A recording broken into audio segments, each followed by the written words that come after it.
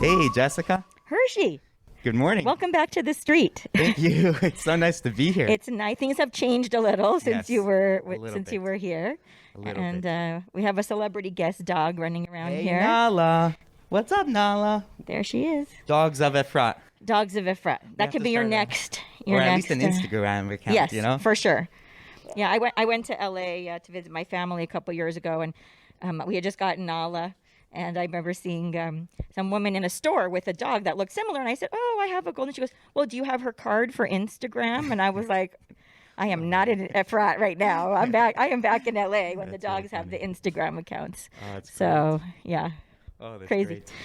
I'm going to lead in with something. I'm just Sure. going to talk a little bit, and then I'm going to ask you how you feel about this, okay? Okay, bring it on. September 25th, 2013. When I sit in our sukkah this year, and this is very apropos because this is... Okay, Hershey's done his homework. This is your sukkah It is. here. It's my new sukkah. Yeah. Wow. You know what this is. Yeah, I do. I do. When I sit in our sukkah this year, I can't help but wonder about what our sukkah and our more permanent home, for that matter, will look like next year. I know the ocean air will be replaced with the breezes and perhaps even rain of the Judean hills. In this year of 3-day Yom Tovim and all the cooking that has entailed, I can't wait to embrace the new one-day holidays of our future. But in the sukkah, I begin the mental triage that will inevitably take place in our California home in the coming months. Which items to get to make Aliyah with us, and which will be left behind. For now, the handmade decorations, the photographs, and the posters will make the cut. I imagine our beautiful collection of garden lights will not, as they are cursed with being the wrong voltage. I love your Sure. writing. We will leave the walls and schach to shelter another local family celebrations in the future. Before Sukkot began, I read former Chief Rabbi Jonathan Sachs' weekly message, where he dubbed Sukkot the festival of insecurity. It's a time that the Jewish people leave our stable homes for the uncertainty of life in the ramshackle structures, as a means to say to Hashem that we know our safety, our livelihood, and our blessings are in His hands. I can't help but be struck with how apt the festival of insecurity description is for us now. So much promises to be different for us by our next Sukkot. We know we are giving up what is on its surface a more secure life, a great community, my husband's strong and enjoyable job, a beautiful home, for what would appear to be admittedly shakier existence. In addition to not knowing what our sukkah or our house or schools will look like a year from now, the peace talks currently taking place add an air of unpredictability to what our homeland will be like by the time we get there. I wake up nights worrying about my children, how they will fare in a new culture and with a new language. I'm going to stop there. It's a much longer article. And Wow. And A blast from the past, Hershey. Wow. It's good I have a mask. If I want to cry a little bit, I can just, I can pull it up.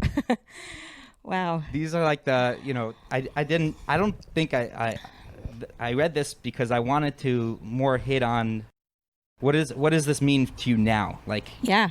Yeah. this was 2013. So it's actually, that was, I think, my first blog post for the Times of Israel. That's right. I'd always thought, ever since I was a little girl, I'm like, inside, I'm a writer. I want to be a writer. Right. And, having babies over the years and being busy and a lot of community stuff, I'd been a lawyer a long time ago. It was hard to find time, as it still is, to sit down and write. And then when we decided to make Aliyah, that triggered that in me. I mean, I'd written articles here and there over the years, one here, then a year later, something there. And just hearing that now, it's kind of crazy because, like you said, we're sitting in my new sukkah. That's right. Which just happened to work out because it's a sort of a rainy, cold day. Feels like Sukkot was like yesterday and also Yes. like a year ago. It does, right. And also this Sukkot was different than all other Israel Sure. Sukkot. And here it is, like, not to get into the politics, but like it's actually, we're waiting for election results in America. And I referenced that. Right. All the things that I worried about, some of those things have come true. And I'm proud of the fact that my family has had the resilience to cope with those things. Sure. Whether it's, sending a kid to the army, losing neighbors to terrorism, worrying about that. And now, of course, the whole world politically is different from where it was at. Sure. Especially like with our recent peace deals with some of our Arab cousins. Right. So it's very interesting to look for me to look back at that, how far our family has come, what we've been through, how hard it was, and what I didn't know how hard it would be then. And I'm kind of glad in a certain way, because, that could just scare you off from coming, because that life was the easy choice. Right. I could have stayed, and I could have been, I don't know, say complacent, or, just said, I'm good. And I was good. And, in our American life, we had a lot to contribute to American society, to our Jewish community there. But thank God, Hashem had a different plan. And I take some credit in the sense that, he presented opportunities to us, and we had to say yes. Right. And I think that's something that I hope more of my fellow Jewish Americans will do, because our life here is so rich. It's fun, it's meaningful, and we're building something, that I feel in a whole different way than what I was doing there. I'm grateful for that life, and it was really scary to do that move. Or the move to Israel. Well, yes, it was scary to put up my first blog. Whenever I write something, I'm like, no one's going to read it, but okay. And then Duvie, my husband's always, just publish it, put it out there. And now as time goes on, and it's gratifying to see that people read things that I write and it resonates with them. I feel in Israel, it seems like everybody reinvents themselves, somehow, somewhat. It's a different life here. And I think that's very actually liberating and exciting. And now I could say I'm a writer, and that's part of me, my American Israeli self that I think I find Israel and Efrat is a muse to me, and inspires me, the life that we have here. So beautiful. Were you always a writer? Did you write before this? Where's the stuff that hasn't been published? Right. Well, that's a different question. Like I said, growing up, in school, what do you want to be when you grow up? I probably always have said a writer. Life veered off, and I went to I went to law school. I practiced law for a few years. Sure. And when we got married, I didn't. I decided to do the full-time mom thing, which is really full-time mom, full-time volunteer, Sure. thing, in a community that needed a lot of infrastructure being built, Jewish community. And that was busy. Yeah. And I always wanted, like I said, there's things always in my head, here's an idea or a phrase or something that's in my head. Sorry for the dog barking. No, it's natural. That's real. That's real.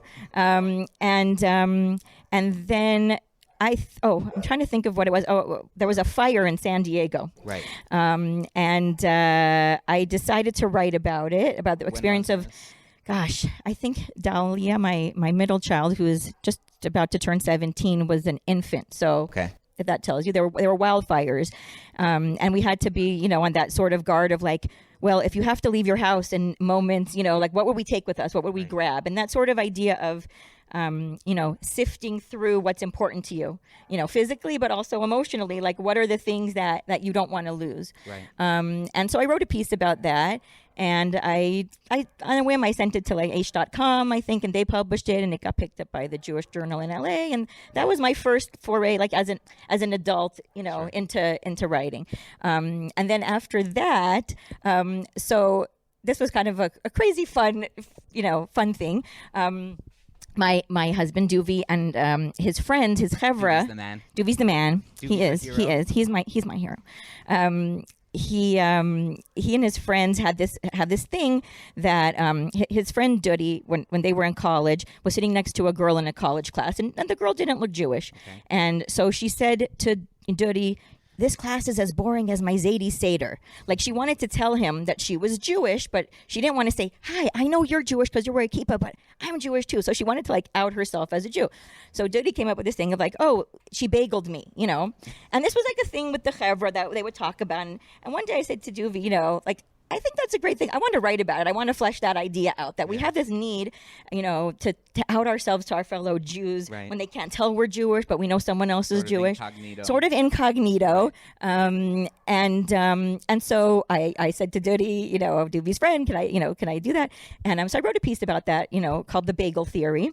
Wait, where can I find that one? I never. That's on ish.com. But so here's the crazy thing. So I write this piece about it, and it's a very cute piece about experiences that we had where, because Doobie wears a kippah, even back in American days, we were identifiably Jewish as a family, and people would come up to us, and like at the beach, you'd have a little girl come over on like a Wednesday and say Shabbat Shalom and run away, just. People have this need to share their Jewishness with other people, and that piece, it was before the current. It was, I think, in probably 2007, so it was a while ago, but it went viral in its way. And even after I made Aliyah, so in the last few years, I get it forwarded to me without my name on it. But that piece, it got in all these blogs. I even got sort of plagiarized by That's how you know a rabbi put it in his Rosh Hashanah bulletin and wrote about experiences that happened to me as if they happened to him. That was weird. But I guess, like you said, imitation is the sincerest form of flattery. So that was that. And that was a cool thing. And then, here and there. And then once Aliyah came, like I said, that's really where I think a shift came to me. In my 20s, did I write poetry sometimes? Yes. I've written a couple children's books. Those are the things that I, haven't pursued, that my kids are saying, you have to publish those, Mom. So hopefully one day I'll, get my act together and do that. Yes, please. Love to see it. And, and now just, the blogging, and I'm running a little bit of, freelancing for the Jerusalem Post magazine, and I've had some success with my poetry, which is really nice, because that's like where my heart is, where I feel like I can paint, with words, a picture, and again, always thinking that no one else is going to read it, but I guess sometimes they do, and it's really nice. Just reading that article, you have wonderful writing. Thank you. Thank you very much. I'm learning to take compliments. I think, especially women, sometimes we don't know how to take a compliment, but I'm saying yes, okay, thank you, Hershey. Well, so thank you, Hershey. I mean, really, I appreciate it. Like a regular article like this, or the poetry, all of it is very inspiring and so descriptive. I feel like you have good descriptive writing. Like I said, I think making Aliyah, that challenge, it was a way for me to channel some of my fears and hopes, and document that journey for myself and for my children, for the future. So I figured at the very least I'll have it as a way to capture that time in my life, which is an unforgettable, challenging and amazing experience. That whole idea. Little did I know when I wrote that article that this was, I guess, what you said, September or something, holidays. That by the time we would come in July, really like before that the three boys would be kidnapped, and then we spent our a month driving across America, as our farewell trip to America. That was glorious. Really, I'm so glad we had that opportunity to do that and go to the national parks and 18 states across America, especially today on a post-election day, seeing what a beautiful country I was leaving, a beautiful country that took in my grandparents after the Holocaust. And correct my word here. We fell in love with it all over again and for the first time. Right. I mean, thank you. Beautiful. So that I can't remember which specific, because I wrote a few pieces blogging about that trip. I think one time I literally was sitting on the floor of a motel that smelled like Indian food and cigarette smoke, and my family was sleeping, but I was trying to write something, so I'm sitting with my phone writing that blog post and trying to post it in the middle of, I think that was maybe Utah or who knows what, just that whole idea, that there was this America that I loved and was grateful for and proud to be a part of, and I hadn't done a lot of those national parks and stuff like that. So having that opportunity to see parts of it I hadn't seen, also seeing family and friends and saying lehitraot to them, and in the meantime there was this whole undercurrent of trauma and stress going on here that could have made us say, forget it, we're not coming right now. Like a war was breaking out. We haven't seen anything like this yet. We know what Aliyah is like, in a regular situation. Right. And or like, let's just wait, my Doobie's job was like, anytime you want to come back, like we could have backed out. And it was amazing because, we really wanted to go on the charter flight. We wanted that experience. We were coming with kids who were a little bit older. Right. And it was really important for us. It was really important for us to be able to share with them why we were doing this and how special it was for Am Yisrael. And I feel like going on that flight, even though it's like, sometimes it's a little more challenging because of bureaucracy, and we were coming from California and the charter flights from New York as opposed to just going from LA. We wanted that like big hurrah and that big welcome home and letting them have that special thing, because I'm sure I'm not the only one who, when you watch those Nefesh B'Nefesh videos, like before you make Aliyah, like you're a puddle, it's, you're verklempt, forget about it. And so I wanted that experience for them. And then as we're driving and seeing like, the three boys, being found, and then a war breaking out, and the day before our flight's supposed to happen, getting our tech guests canceled at the airport, that broke me a little bit, because I felt like, well, at least we're going to show Hamas by having this big party, and no one's going to take that away from us, except it was taken, But, so that was really hard. And then have to talk to the kids about like, let's talk about rockets and running to a shelter, things that you just don't, you want to get used to living somewhere before you have to, show the warts and all. But here we are, over 6 years later, into our 7th year here. And, now we've a married son here, and 3 teenage daughters, and our little one is in 6th grade. And it's funny, I was reflecting on the idea of like, when they speak Hebrew, it was so hard to get to that point where they could be fluent. It wasn't like, you'll be fluent by Hanukkah. I'm like, fluent in 4 years from now. I think it's like a disservice when you tell people like, it's going to be so easy, because for some kids it is, but it all depends on their aptitude. It depends on where you live. It depends on your parents' level. Beforehand? So they weren't in. Well, so they weren't. We weren't. We had them in Jewish day school, a wonderful school, but the emphasis wasn't with the Hebrew. It was on midot. Yeah. And looking back, like, I'd rather my kids have good midot coming in than good Hebrew. But good Hebrew would have helped also. And that was really hard. I think we just everyone just says like, they'll just pick it up. And then, it took a long time, and different for each kid, and each kid needs its own, his or her own help. And so that, that was a challenge. But now it's like I hear them speak and I say, I remember how hard it was to get here, but it still feels like it's a miracle to me. Like when I hear them, I have so much pride in their accents and the way that they've done it. And it just represents to me this metamorphosis that Olim kids go through, where like, you have kids in America, you give birth, you raise them, and they're like these American kids, and you expect it to be like one thing. And now you've totally changed their destiny, which of course I feel was always their destiny, but I didn't know it, and they're these, they've evolved into different people than they would have been, set on a new path, and they're becoming who they're supposed to be. It's interesting. When we had decided to make Aliyah, we didn't tell everybody right away. It was like stages and who we told, and for different reasons. And I went to an educator at my kid's school, who's a lovely person, just before I was telling everybody, just to give a heads up, like, this is something that's going to happen, because we had a year to plan, and I wanted the educator to know that my kids were going to be going through something major before it, was publicized.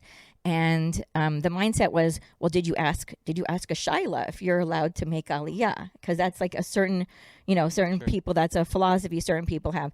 And it was like, I was kind of caught off guard, because I was like, ask a shaila for they anything. Do, and I'm not criticizing that, but for me, I was like, well, I don't ask a shaila to do any mitzvah. Like before that, I'm actually doing the mitzvah. I was like, kind of like, whoa, but I think my point of bringing that up was that, that certain people think of that, because when you come with older kids, there is a danger there. Like you don't, but there's a danger like in any life. Like you don't know how they'll turn out in America, and you don't know how they're going to turn out here.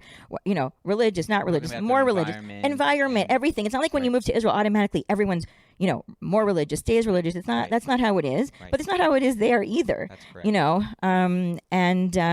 you know, I feel like the values. It's not like you had kids that age beforehand, meaning you're going through all this for the first time in your life. With every situation. We came because our oldest was going to yeshiva. Like he came and gave up his senior year of high school to finish a year early, which was like really amazing of him, because he felt like this was where we needed to be. So I was like, there was no practice run. There's no practice run. No. I mean, you know, my brother had made Aliyah the year before us, and it was kind of a crazy story. But he's in Efrat too. Wow. So, and you know, he was on the East Coast, and we were in California. So it was really amazing now, like that we have family here. But at the time, you know, like.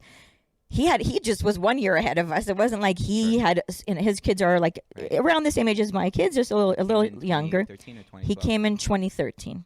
Cool. So like a little less than a year before us. But they were still adjusting. And then we're, you know, and then the amazing thing is 2 years after us, Duvi's brother came. And with his family, with now most of his kids live here. And now Duvi's parents are here too. So that is like a nace, because my father-in-law and mother-in-law both lived in Israel, like when they were fleeing Romania from World War II, and one of their stops was here, and they didn't stay. They both emigrated to Canada and really raised a Canadian family, but have hakarat tov to like the fact that the Medina took them in, the fledgling Medina. You're talking about the early 50s, and my father-in-law was a chayal here in the Sinai campaign. And then fast forward years later, and their world gets upended when 2 of their 3 kids make Aliyah. And to see them, my father-in-law, thank God, just turned 90 over the Chagim. And here we are in a really challenging situation with the pandemic, which we haven't really even, you know, touched on. And to be able to, what are you talking about? And to be able to be like, because we lived in California and they were in Montreal. So we saw them like once a year, twice a year, for a week here, a week there. And now like we're the kids that live closest to them, and we get to like, you know, be there for them and with them, you know, now less than we would like. That's a real challenge that we're facing now, and how to be with ones we love and not put them in danger. But still, like just having that ability to have them, have them here near us. And we have more family members in the pipeline. So you just don't know, like the cycle that you start, like with, my brother was actually going to move somewhere else, not to Efrat. And then before he was coming, like he was still finding a place, we decided to make Aliyah and said, we're going to move to Efrat. At least we'll both be in Israel. And through a whole series of like crazy events, like he ended up moving here too. So it's great, especially in Corona times, that we can be together, even just like on seeing each other on the patio and picking something up from each other. Or my washer just broke and I can do laundry at his house. It gives me so much hope. I'm one of 8 children. And I speak to my siblings and my family members all the time. Hershey's family. And it's the most beautiful thing when I see families get back together here. It's when I say Shmoneh Esrei and the davening of like to say kibbutz me'arba kanfot haaretz, coming from the 4 corners of the earth. And I think about the fact that like I really did not imagine that we would have any parents here with us, and each have a sibling here. Complicated thing to move when you're older. It really is. I mean, I say to all the people coming with little kids before they're entrenched in their lives in America and can pick up the language with ease, like smart, I mean, I feel on the other hand, like we came when it was our time to come. I describe it sometimes, not to sound too hokey, but like I felt like we were sort of like tapped on the shoulder, like it's your turn. And it just sort of to that actually. There, I think other olim, some are more practical about it, but some of us have that phenomenon, and I feel like that also about ending up in Efrat. because Duvi and I both were in Bnei Akiva, and in theory, Jews, we always thought like Jews should live in Israel. But like I said, we had we had a set life in America, and it wasn't so simple to say I'm going to walk away, and also family there. I mean, we all have Moved to like Yehuda V'Shomron area. and use that where sometimes my I don't think I could, or I couldn't ever's are the things that I end up doing. So there you go. And I think that's a good, life thing for my kids to see about like, just, sometimes you gotta see where life takes you, Right. and what feels right. Over the year, we came a couple times. Like I hadn't been to Israel since I was 15, for 19 years. Then we came for a nephew's bar mitzvah, and I remember Duvi and I was the first time, like, we came as a married couple, and the first time I was back, as an adult. I had only been that one time on Machach Ba'aretz, and then coming and we got off the plane, and we saw like the Bruchim Habaim sign, just like right when you get off the jetway. And Duvi and I looked at each other and we nodded, and it was a certain nod, and like this, we could maybe do this someday. And that like sparked the idea, but still other complications, other things, just life. And that was in 2009, no, maybe 2007 also. Oh, wow. So that was a long time ago. And I feel like there's something to that when you come visit. I've gone through those periods too where I hadn't visited in a while. Right. And then when you come here, there's sort of like a familiarity. Yes. Say that word for me, please. Familiarity. Thank you so much. So there is a familiarity. Like yeah. You are like you sort of like just feel that, and you're like, oh, okay, I get this. This is something that, I mean, I feel like for many people, this is something that they see when they come visit. If you don't come visit often, you really forget that. Right. And so like for me, I didn't really know. I loved it when I came as a teenager. I fell in love, and I'm like, I'm going to live here someday. Right.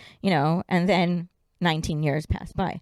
And not because I didn't care about Israel, but, and also like expensive coming from, and then Sure. babies and law school and all these other things. It just got away from me. And then the opportunity came, and we came just with our oldest son at that time. And thanks to the moms who babysat, back at home, back at the ranch.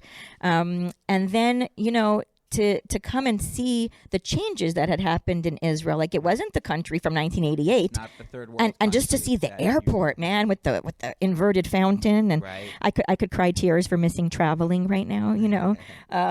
Remember when we used to fly places with ease? Yeah, that was pretty cool. But so that was like really amazing. And then a job opportunity sort of landed in Duvi's lab. That was a cool experience. Like, how did you guys end up? So how did you guys end up making a decision on Efrat? Right. So I was going to say, so like, we had the thing of like, hi Nala. Yeah. She's the best dog. She's just, Hey, Nala. messing up my flowers. Hey. Right, Nala? Who knew you'd be part of our Aliyah You're destiny the first too? dog on the podcast. Now Tara's going to be jealous. Yeah. So, when we were, coming for another trip, for another bar mitzvah, after Duvi had an opportunity that came up in a kind of a crazy way, that, a job opportunity. And it was sort of like, so are we the Zionists? We think we are. Like, Right. do we take this chance? It was still a risky-ish chance. Right. But do we go for it? And we had an opportunity to come for a family simcha, and we came, and one of the things was like, I'm like, I want to live in Israel, but where? Like, where's my place here? And so like we drove around some of the other wonderful places that would appeal more to Olim with older kids and whatever. Like, we drove around Ra'anana. We had a friend there. We drove around Modi'in, Chashmonaim, and nothing like grabbed us. And then we have friends from Montreal. Shout out to the Novoseller family who had stayed with us in San Diego before they were making Aliyah. They were on a vacation, and Duvi knows them for years, and so I actually think I ran into Carol on that trip. We were going to say hi and see them, but we bumped into her in the old city, and she's like, why don't you come for a barbecue? And it was the last night that we were in Israel on that trip. Wow. And so we're like, we want to check out Efrat. We heard that, it's a good place, whatever. And so we use that, like our kids just thought we were coming to a barbecue, but we had a little tour, and we actually went to the Zayit Ra'anan shul, which it's funny because it's not my shul, Right. but It's so far away. and it's so far away. It's like a whole street up. Exactly. And trust me, in America, I lived in a small community, so there was like one shul. Right. And no matter how far it was, that's where you went. Now it's, we get to be spoiled and pick and choose, so many shul, and we get to build, thank God. So we stopped at Zayit Ra'anan on our little tour while our kids were getting ready for the barbecue, and we got out and we looked at the view of Yerushalayim from the shul, and this was the second nod. Like the first one, and that trip before when we had nodded when we got off the plane, like Duvi and I looked at each other and we nodded. Like we both had this feeling at that moment that this is where we belonged. Now we're not going to change our whole life just based on that. So that. And then we backed it up with research about like the community and schools and, talking to a friend who lived there. And then slowly I started to realize, this person that I know from America, lives there. And like, Daniel Stass's mom was my math teacher growing up, and we lived on the same street. So I started to reach out to people and, who I saw in like Shlomo Katz, things like that, who are from LA also, and reach out and figure out that, and yes, Efrat, we decided Efrat was the place for us. We liked the fact that it felt like a yishuv, but it had amenities of a city, that it was like in between. It wasn't like, you're going to the middle of nowhere. Right. I wasn't quite ready for that. Did the highway go all the way to the tunnels back then? No, Okay. so it didn't. So I have to say that feeling. And I actually think that for the last segment of it that opened, like finally connecting, like from the mall area to here, that we were one of the first cars. It happened to be, we were driving back from somewhere that night that the road opened. Wow. And it was it was like difference. When you live here, like you want to say Shechianu on like driving on a new road, and my kids totally think we're nerds and hokey and about those kind of things because we're not ashamed. We get emotional all the time about little things like that. And now seeing like just the new tunnel, being built, that's going to make our lives on that same highway, a brand new tunnel and a new bridge. And it's funny, like when you're in the middle at the beginning of the construction, you're like, it's going to take forever, and you almost can't imagine it's really going to happen. Mm-hmm. And then it happens. And I think the infrastructure all over Israel has vastly improved in the 6.5 years we've been here. The roads, every time we go north, it's like, Duvi will say like, oh, we're on some new road. It's so cool, There's that giant tunnel. Yes, by, yes. On the 6 or the one from part.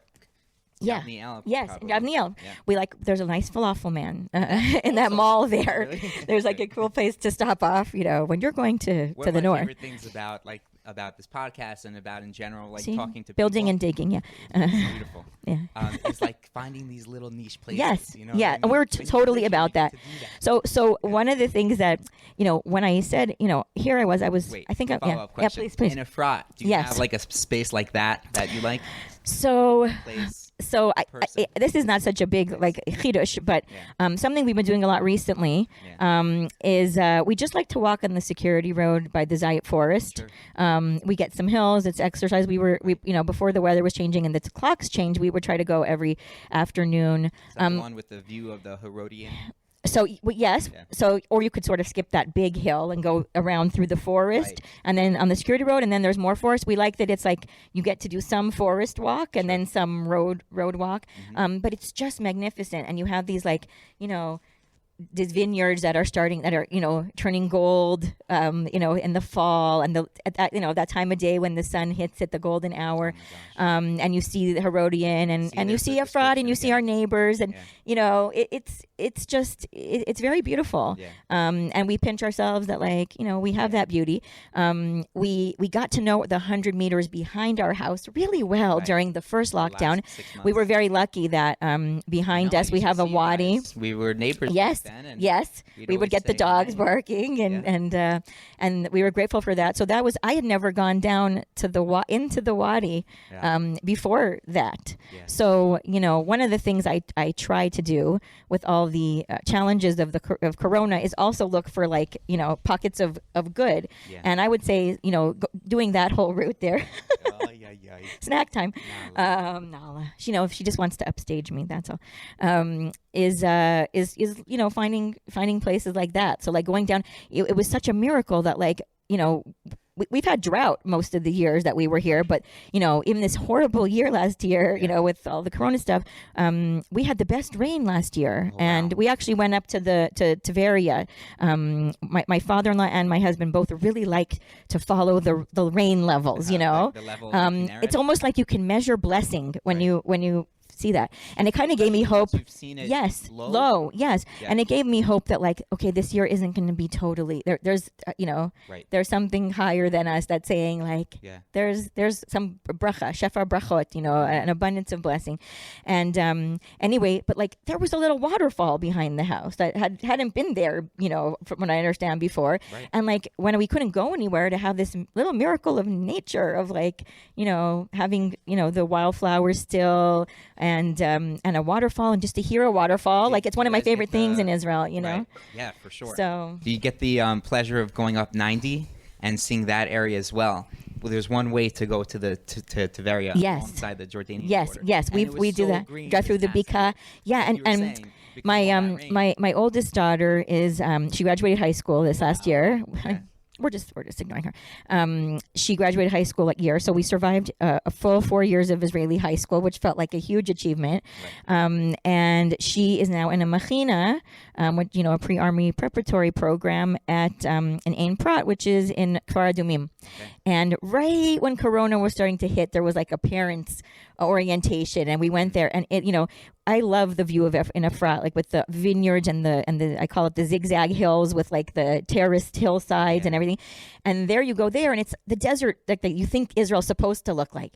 And it was the first time I ever saw like the hills were all green because of the rain. It was so beautiful. And I looked out there and I'm like, oh wow, like my daughter gets to go to spend a year, learning and preparing herself for the army in such an amazing view. And they have a really good pizza place there that So, all these so little go to nuances. Moshe Pizza in Kfar Adumim is amazing, run by a really nice French Jolla. And when restaurants open again, they have a great patio too. It's a good outdoor place to eat. Sounds great. So yeah, so that's great if you go to like the Dead Sea on the way back, or I think they also have a grill there in that neighborhood. So Yeah. it's a whole it's a different different area, Sure. Yeah, and it's like going it's to a nice to different see. world. Yeah, and let's see, just all Wait, all you the mentioned yeah, Efrat, yeah. right?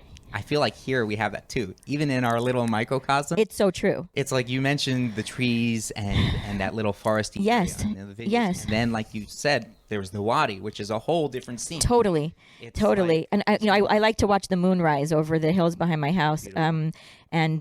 Sometimes over we there, see yeah. right over there, and sometimes we see Jordan, the lights of Jordan, and we have Did- Beit did you Lechem ever behind see our another house, country when you lived in So, the West Coast? Were you able to see not that really. far? I couldn't really see Mexico. Yeah. I mean, we lived in San Diego, so it was Not that far, and but- right, and of course I married a Canadian, so Right.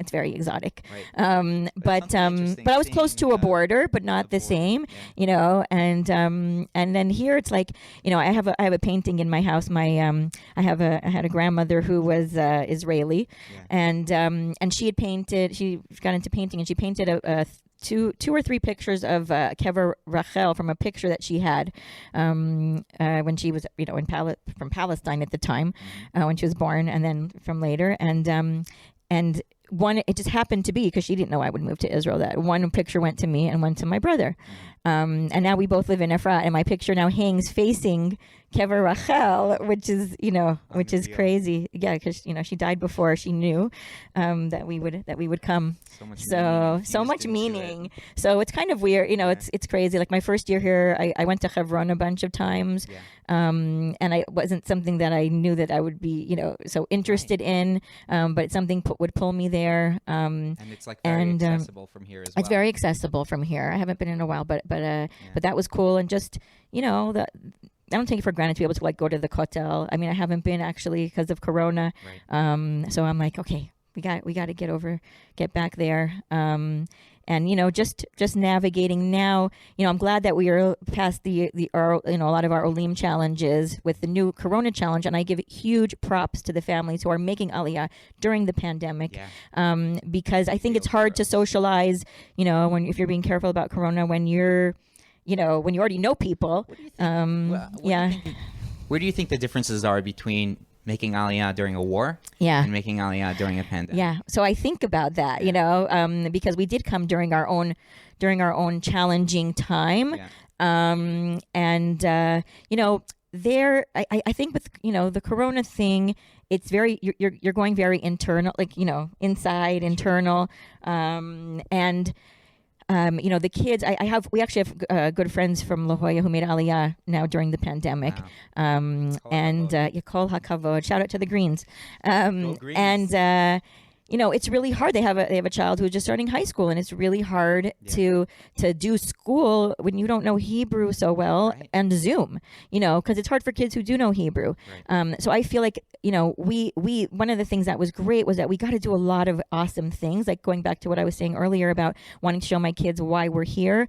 I made a list, and I would keep a list of whenever I see a restaurant or a tiyul that looked interesting, I'd make a list, and on Fridays, we chose a school at the time that my kids didn't have school Friday for the first couple of years, and we did stuff. We went out. We went, whether it's a hike, whether it's a museum, whether, we'd hire tour guides with other friends in the first couple of years, and make sure that the kids would know why we turned their lives upside down. Right. And how it was so amazing to link things they're learning in school with where we're at. Sort of like touring. We were touring. Yes, we did. And I think that was really, really great. That was really helpful. People have the opportunity to do that now. I mean, we've opened up a little bit more. Yeah. But it's not the same as then, where you can't, you can't just. But I hope that people do take advantage of that, because I just think there's something about the land here, and I'm from California, born and bred, and that was a gorgeous state. Right. And when I drove across America, gorgeous country. But there's something here that I just feel this very visceral connection to, with the land, and just being able to go out on a hike, especially when you can't for a while, and then you can. It's it's such an amazing feeling. And to heaven. And I think social media, for all the challenges and bad parts, it really helped with our Aliyah, because it lets you crowdsource. It let me join our local Efrat Facebook groups, which were like a wealth, staying connected, but just a wealth of information about where you get what you do. This was before WhatsApp was quite as big as it is now. We joke a lot about the free group on the podcast. It's really, it's very helpful. It's very helpful. It is. Yeah, I mean, Daniel did something really amazing. Daniel Sass with starting that, and also it's the idea of nothing has to go to waste. Right. One man's trash, another man's treasure. Sort of idea. But also the idea that we're one community, and it's nice to help each other out, and it's nice. It's gratifying when you see something. I'm not so aware of other communities, and if they have these. We have I also don't know. Right. I mean, to me, also one of the most helpful, amazing things about Efrat to me was Alyssa Harbader. Oh, yes, I'm giving. Amazing. So to me, she was like, "Hi, sweetheart." Alyssa still sends me text messages. Right. She and I give credit to the city for She's funding always that. checking in. She's always checking in, and just the fact that they'd have these tiolim for families, for new olim, and the investment in ulpan for me was really important. It's hard and humbling to be in your 40s and have to. I mean, I grew up religious, Sure. and I went to Jewish day school, but my Hebrew was atrocious because I hadn't been in so many How years. do you feel about your Hebrew now? Because this is something that Javi and I bring up all the time with each other. So I'm proud of how far I've come. Yeah. Efrat. Right. So, look, I think it's great. I think it really would have been hard for my kids and for us culturally if we wouldn't have come to somewhere like Efrat. Right. But I do think it inhibits the Hebrew. I feel like it's the perfect balance between there being English and you being able to get done and accomplish what you need, but more than enough Hebrew speakers and pretty much the life that you want to have in Israel, the experience that you want to have of dealing in Hebrew and dealing in the native language. Right. I really feel that too. I feel like, look, you have to put effort into it. it's not going to be like, okay, you're total sink or swim if you don't speak Hebrew. So you have to make the effort. That's right. I remember the first time I went to the Makolet here, I was terrified to speak to the checkout person because it just wasn't rolling off my tongue, even though I had some Hebrew, you know. But I didn't go to a seminary for the year. Yeah, I didn't, story. you know. When I was in yeshiva for the year, I walked up to the butcher and I asked him, like, you know, I was trying to figure out when he's going to be open. So I'm like, atata puach? He's like, I'm not an apple, bro. Right. We all have those, like, you know, I think they're called like malapropisms or something, where like you mix the word around and you know, and you're like, oh, I think I just asked for, you know. If you didn't get enough sleep the night before, forget it. You know, I think, you know, you could ask for a duck instead of a faucet, or, you know, my kids and I always joke about like chativa, which is like, you know, when you're in the middle school, the chativa benoni, and the chavita, which is an omelet. So we have, you know, when they were in middle school, my girls and I would, you know, tongue in cheek be like, oh, you need to go to the omelet now when we know we're going to middle school, you know. So we tried to like make it, you know, some fun in all of that. But I think that, you know, not having to do everything in Hebrew right away, but having a place that, you know, wasn't just the initial olim zchuyot, like the what we were entitled to go to Ulpan. My first year, I went to like 3 days a week in Migdal Oz. They had like a regional Ulpan, and that was like 5 hours a day. I hadn't been in school in a really long time. That was hard.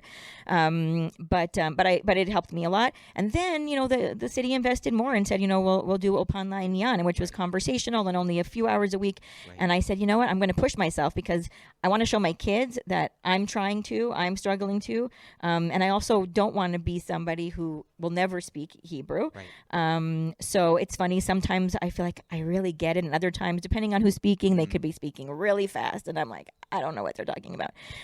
We've watched some Hebrew TV, and I remember watching Shtisel, and I would watch it in Hebrew with Hebrew subtitles and pause it. I loved Shtisel.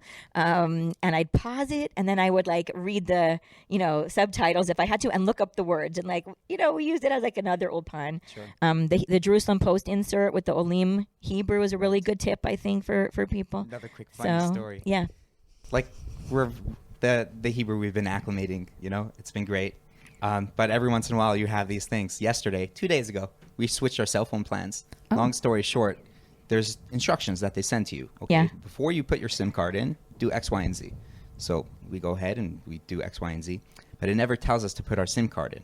Oh. So knowing that, there was a very clear warning: do not put your SIM card in until these till steps A. But they never mentioned to put it back in. So we get all worried, and we get on a phone call. All of a sudden, there's some misunderstanding. We're worried. Did we lose our numbers? We switched over from one plan to another. Long story short, it was a simple fact that we were at the point where all we needed to do was put our SIM cards in. And sometimes that's true here, you know, like where there's some little simple thing, but you just don't know what that is. That connection, you know, exactly. But like, so having someone like Alyssa, where she arranged like a supermarket tour when I first came, you know, that seems like a nothing thing, but having that, like, somebody tell you, like, how does the meat numbers work, you know, how does that work, or what's the different cottage cheese, you know, those kind of things. Like, I remember being in tears when I first met Aliyah because I made muffins and they wouldn't come out of the pan because they didn't have the same Pam spray with the flour, and I'm like, I'm never going to be able to cook here. Baking materials are so like the conversion and trying to figure out what's what was very hard for us. But it's so hard. Yeah. And then you get to the point where, like, oh, it's always been that way, because like you just get used to the things here, and you don't, like, you know, I still like when, you know, someone goes to America, we buy stuff more for, like, generally for creature comforts, or if something's cheaper there, but really you could get, you know, everything. I'd written a blog post, you know, bring Ziplocs about like, you know, coming here and the things you should bring, and some of them are like Ziplocs, but other things were like obsolete now. Right now that's obsolete, and I'm like, darn it, my article, you know. But it's more about like the other things you should bring, like resilience, sense of humor, you know, those kind of things, which we also really have to bring when we come. Back on the subject of Alyssa, they've expanded Kol Hakavod to the Moed very much so. They've expanded her office, so she has help. And they always have volunteers. Yeah. She just put something out recently. Just all Olim. We've been here 8 years, right? We're still getting these messages. Yeah. If you need help understanding your Yeah. bills, if there's anything that you're unsure of, it's so helpful. And also, like, especially with Corona, where you sometimes you just don't even know who to ask, or it's overwhelming. And I still have those moments where it's like, certain things I don't take care of in a timely fashion. It could be like a medical thing that I find that to be still like an intimidating area. And sometimes I'm very much an Ola, where I'm like, I'm just putting in Google Translate and I'm not even going to try. And other times I'm like, I understand it better in the Hebrew now. And I forget sometimes that I do, I totally relate to that. What happens where you put it in the Google Translate, you're like, that can't be what this means. Right. So, but now, like, and I feel for the kids, for the years that when they first came and they just had to like sit, and not understand anything. And now, like, if I sit in on a Zoom and it's in Hebrew and I'm like, oh God, like, Jessica, I want to move on a little bit. Let's do it. Some of your writing and poetry, some specific things. I'm going to work backwards. And, okay. And please just share with me. I feel like this is your writing, Jessica Kupferberg. Honestly, it's been very inspiring, and it's just a pleasure to read. Thank you. So you were involved in this project recently called "When We Turned Within," and you guys just put out another volume. There was an original. Yes. What was that? Yes. One was put out I think a few months back. I don't remember. Maybe March or April. Yeah, around. It was after Pesach, so I would say maybe even May or something. It came out. I had written. I had written a poem really soon after Corona. Now it's become a metaphor, like, that's very obvious, but as I was telling you before we started, like, I sort of knew about Corona a little early because of a trip I had planned, so it was on my mind already a lot, that the idea, and Israel shut down when America was still, sort of acting like nothing was going on, and the idea of, like, us being in arcs, like our own little Noah's arcs. Yeah. And I wrote a poem about that feeling of, like, each family being its own ark, especially the idea that we're all taking in, you only take your close family, just like Noah had to, like, go into Teva with just his people, I wrote something about that, and another poem over Pesach. And right here. Yeah. Into So. the arcs. Wonderful. So I saw that that a rabbi from New York, Menachem Creditor, and Sarah Tuttlesinger, who's a blogger and stuff, were putting out an edition of writings about COVID, and so I submitted those, and I was very honored that they included them in this anthology, and it's from people from all different backgrounds, and talking about mostly from a Jewish perspective, but their experiences. During COVID-19. And I think it helps to read about other people's struggles or even finding good things during this time when we are so much more isolated than we've ever been. Right. And I find that art and writing and words is a way to cope with this sort of thing. It's also nice because the book, I don't make it, it's a fundraiser for the New York Federation. And I'm like, well, I'm not a New Yorker, I'm an Israeli. But, like, I think, especially in this time, helping different people who aren't us, who are us but aren't, helping, just helping anywhere we can of people who are struggling, whether it's financially, emotionally. So it feels good to be a part of any project that helps people and also promotes, I think the arts are getting hit really hard in some way during Corona because of there's no exhibitions, we're not having concerts, we're not having movies, but a book we can still have. For sure. So and my mom's proud, so it's okay. So that was really gratifying. Another project you were involved with. You were just showing to me like right before we got on. Yeah. What can maybe so that was bring cool. That out? Here, sure. Let me see. So one of those poems, ones that's included in that anthology. Yeah. There's a wonderful artist whom I actually met her on an Efrat Olim tour. Right. There was an Olim tour to explore some women artists, and Alyssa had arranged this trip, and we went to the Ticho house and learned about Anna Ticho's art, and then we went to this woman Andy Arnovitz's house, and I thought she was really inspiring. She does this really amazing conceptual art and about different things of her about Judaism and being a woman and all these things, and I loved it, and I don't mean to embarrass her, but I was so inspired by what she did. I wrote a poem about her. Oh, wow. That I didn't think would go anywhere, but I sent it to Alyssa as like a thank you about my experience of like experiencing her art. And so she sent it to That's the all Alyssa artist. needed. Yeah. And then, so I connected with this artist who I just went to her house as part of this tour. Right. And now we're friends on Facebook, and she read one of my poem that I had posted just on my Facebook feed, and she asked if she could turn it into an artist book. And you know, it's really beautiful. Oh, where did it go? It's beautiful, but I lost it. You know, that's really an honor to have her make art out of my poem. And here, maybe I don't know. Here, I'll pull it out. You can pull it out for me. Actually, here I have one. It's really beautiful, and I think it was nice to see that something I wrote could help trigger somebody else to make art out of it. Here, I'll let you be the Vanna White. Right. And it's my poem called "In This Strange Springtime." And it's really beautiful to see those beautiful watercolor pictures. And Andy sells those. It was like a limited edition. And I'm happy that I have that souvenir for myself of this time. So that was cool. And now it was actually interesting. I got a message, from someone whom I haven't met, who's like, "Oh, I read your poem from Andy, and I want to do a musical piece about it." Wow. So we'll see if something comes of that. Somebody from LA whom I'd never met before. So it's cool when like art triggers other art, and then it triggers other art. These other people are getting creative from all over, you know, once upon a time, you know, I was a lawyer, so it's kind of nice. Yeah. Really, I feel gratified if I can explore my creative side, which reminds me about a project that I'm working on a little bit for Efrat's kids. During the first lockdown, you know, I was seeing from my own kids about these feelings of like, you know, confusion, isolation, being out of school, and I believe in the power of writing to be able to help cope with feelings. I actually, during the first lockdown, I was trying to think of stuff to do with, you know, to my kids, and I asked my youngest. I said, write a letter to yourself as a grown-up. Oh, wow. No, sorry. I'm sorry. Write a letter to your kids. Sorry. Write a letter to your kids, your future kids, about what you're going through right now, like what it's going to be, what it's like. And it was so beautiful what he wrote. I mean, he was 11 years old, and just explaining what is Corona and what it feels like, and that was really cool. And that sort of gave me the idea of saying, like, you know, more kids need to write. So I canvassed some friends, and I asked their, you know, if their kids want to write something for an Efrat newsletter. So I called it the Efrat Insider, because it's inside information, because we were all inside at the time.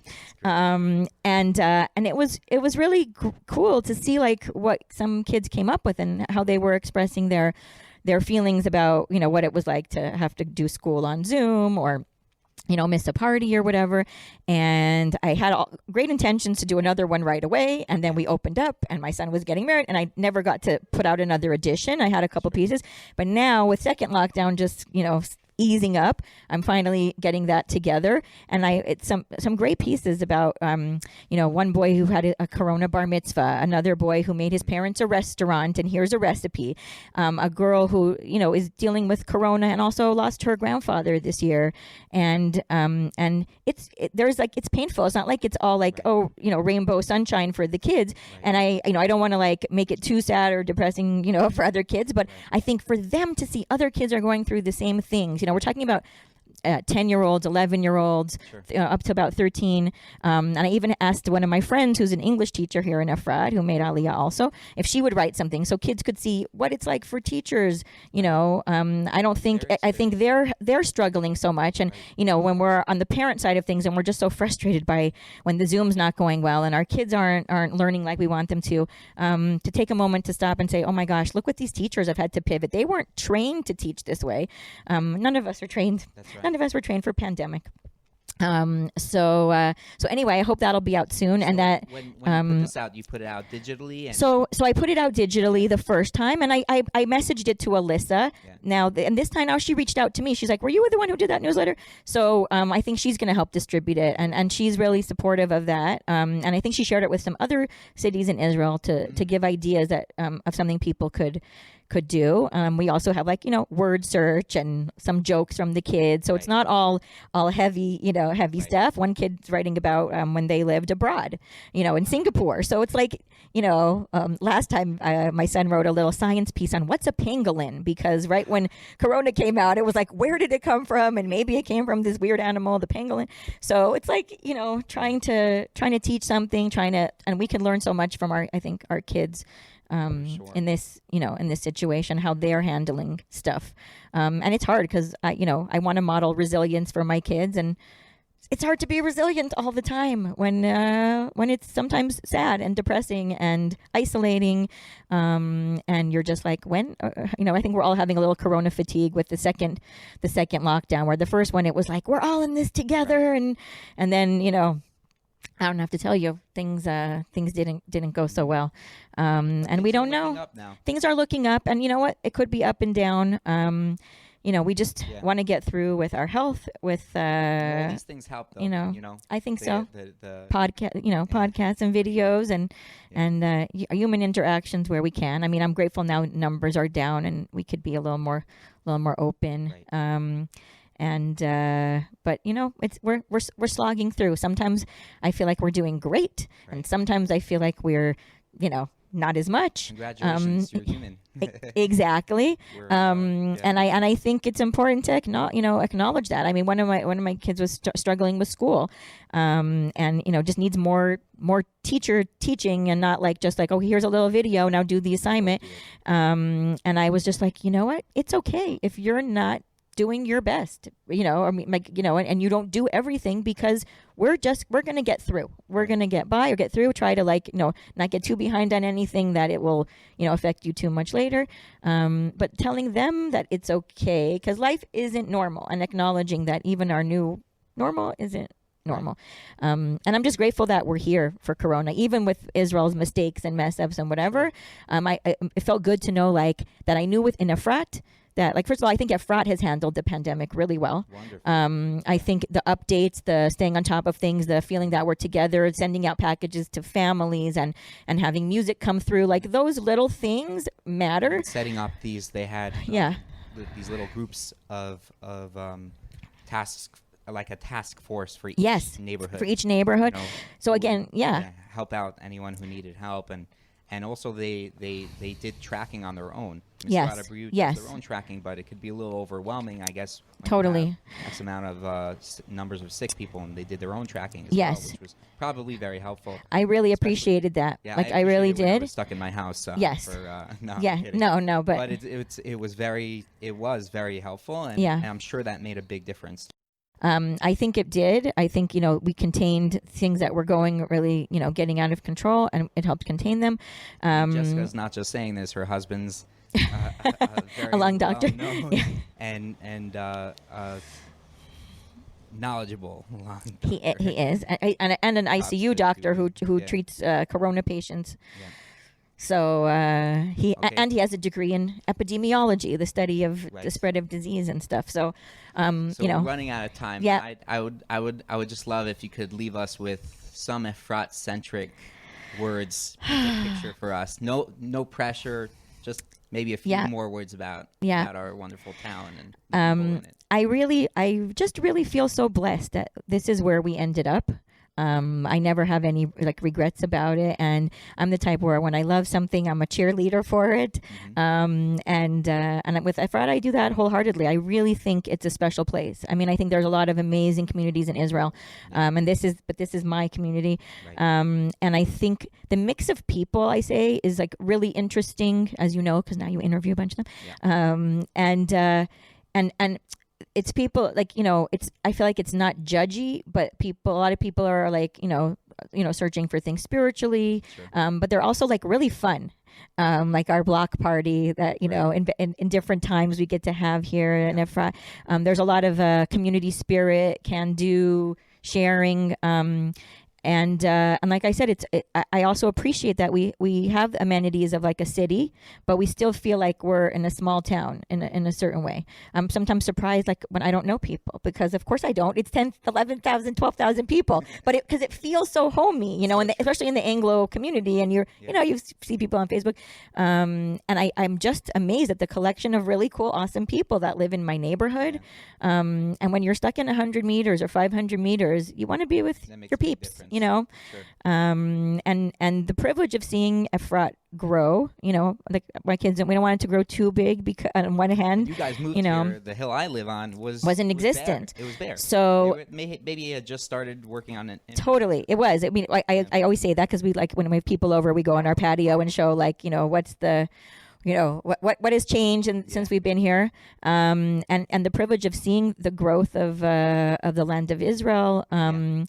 But I think, you know, it's just also fun. It's people who like enjoy life, who help each other out. Conscious people too. Yeah, people running, people exercising. I used to work on Motzi Shabbat, and once I started going out on Motzi Shabbat, it's incredible the amount of people. It's who are out crazy. at night, right? I actually really value that. I'm a walker. I'm not a runner, but I like it. But I did something crazy. Like for a while, I was a Zumba teacher, which was like so out of my, you know, like something I ever thought I would do. But like I said, in Israel, you could do anything. So I've been a lawyer, I've been a Zumba teacher, you know, and a writer, everything in between. But I just feel like you have having the support system of of Efrat, like. I feel like we go above and beyond. Like, I'm not satisfied when we're like, oh, we do the minimum Misrata B'riyut. Like, I feel like in general, we're a place that does more and goes above and beyond. And that's like, you know, something I appreciate here. Like, you know, we want to do the most. We want to help each other the most. And it's nice to be surrounded by people who inspire you, who take care of you in a tough situation, and who celebrate with you.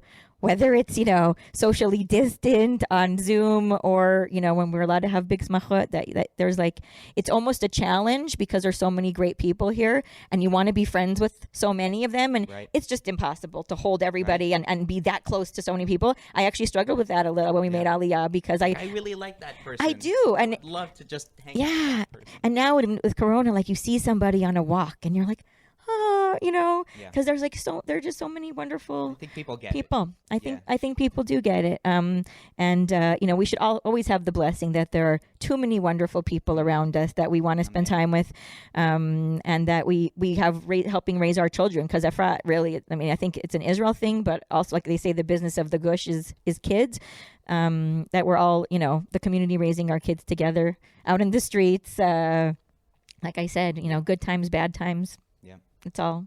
Look, it's a blessing. I just gotta thank you so much for giving me. Thank you for having me. It was a fun thing for our Wednesday morning. We didn't even get rain done. That's right. I know we're supposed to daven for rain, but can we daven for it like in the middle of the night, because we want our kids to go to sleep, socialize outdoors, and also before they go out to the bus. Yeah, before they go out to the bus, and maybe while they're in school, that's okay too. And while they're in school, fine. I think that's good. But like we need our teens to be able to hang out so Hashem, outdoors. If you're watching, please. Hashem, we will take it whenever, but you know, we appreciate your mercies in a challenging time. So if you like this podcast, please subscribe, link to the links below, and share, and all those wonderful things. If you liked hearing the wonderful paintings of words that Jessica has to offer, please check out her blog on Times of Israel and all the many other places. Just Google me. Google her. If you're interested in this project and possibly purchasing one of these beautiful little booklets with poetry and art, we'll either put a link below or share it on Jessica's great. Social situations. And thank you so much for joining us. We really, really enjoy doing these things. Thank you again for your time. Thank you for having me, Hershey. You're awesome. And bye to all the humans of Efrat and beyond.